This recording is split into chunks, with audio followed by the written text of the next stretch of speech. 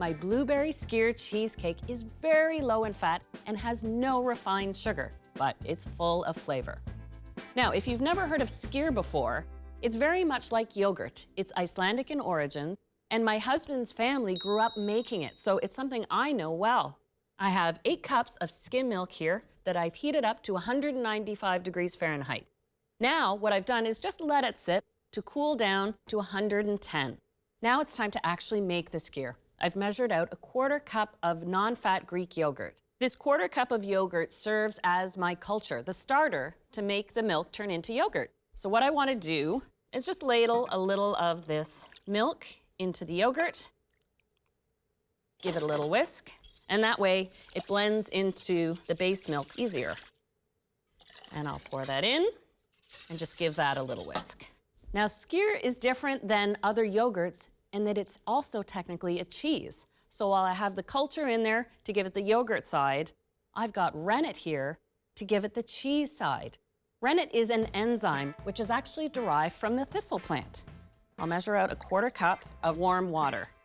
And the power of rennet is amazing. It coagulates the protein that's in the milk, but it only takes 4 droplets. So you want to get a dropper from a pharmacy and then drop 1, 2, 3, 4. You can buy vegetable rennet online and from any store that sells cheese-making supplies.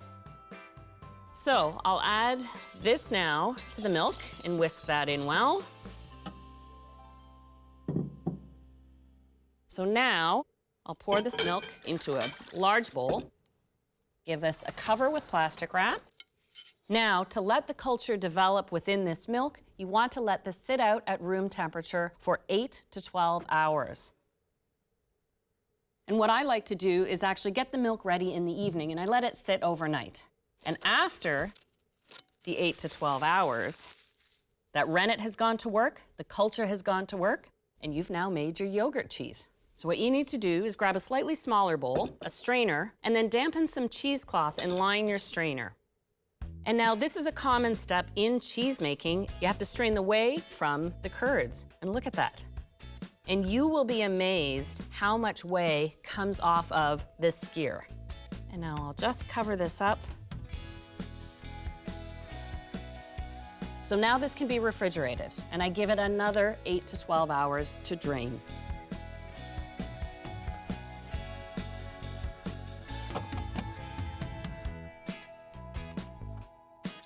So the crust is very similar to the energy gems I made, a packet full of nutritious ingredients. Starting with 1 1/4 cups of whole almonds and 1 1/2 cups of chopped pitted dates and a cup of unsweetened coconut. I do like to add a little spice to this crust. So a 1/4 teaspoon of cinnamon, add a 1/4 teaspoon of ground cardamom. I'll give this a little pulse at first. And a 1/4 cup of pure maple syrup.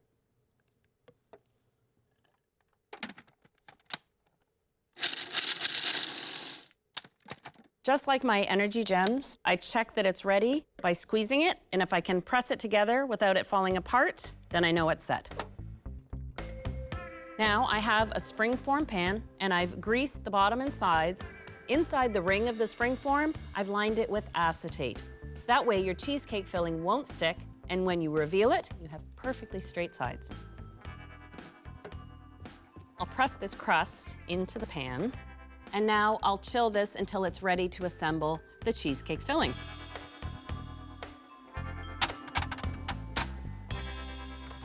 So what I want to do now is make that blueberry sauce.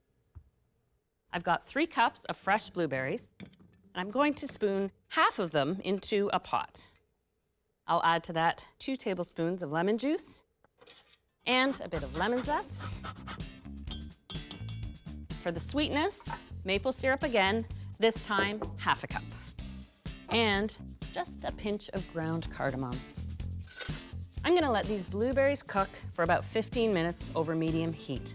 And then what I do is puree this and add the remaining half of the fresh blueberries. But I turn off the heat because that way, these blueberries retain their freshness, but the pureed ones thicken the sauce.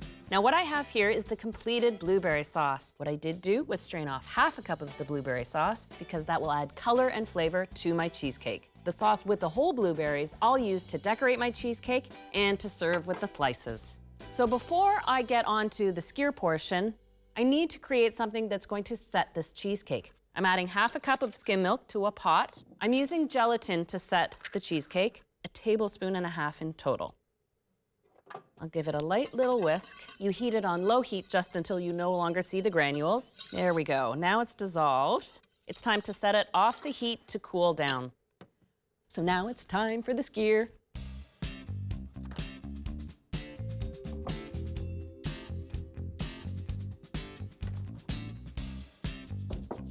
And now I'll open this up and I'll just place this in a mixing bowl. Add a 1/4 cup of maple syrup and 2 teaspoons of vanilla extract. So I'll give this a good whisk. It is nice and smooth, but I do want to strain it just to make sure it's perfect. I'll take my strainer and a bowl and just push it through the strainer. I think it's these little added steps that really do make you a better baker. And now I know my skyr is going to be lump-free. Now for some lemon zest. And I'm gonna switch back to my whisk and whisk in this blueberry sauce. The last big step before folding all the ingredients together is making a Swiss meringue. So I have 2 egg whites here, and I'm going to measure into that a 1/4 cup of maple syrup. I'll take the maple syrup and egg whites, and I'll put it over a water bath. I'm just lightly whisking. It's not about getting volume here, it's about warming up the egg whites. But I'll make sure they reach 160. All right, now I can take the egg whites off the heat and pour them into a stand mixer. And you let the mixer do all the work and whip these up to a stiff peak. Yeah, I've got a gorgeous stiff peak. So now we can assemble the cheesecake. Grab my chilled crust, so it's ready. And by now, my gelatin mixture should be cooled, so I can add that right to the skyr base and fold that in. And now I fold in the egg whites. Now I'll pour this over top. Just take the time to spread it so that it's level. And like a traditional cheesecake, you want to give this time to set in the fridge, about 6 hours.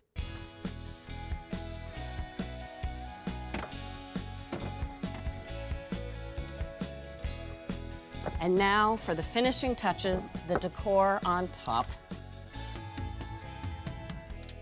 Can transfer it onto my cake platter.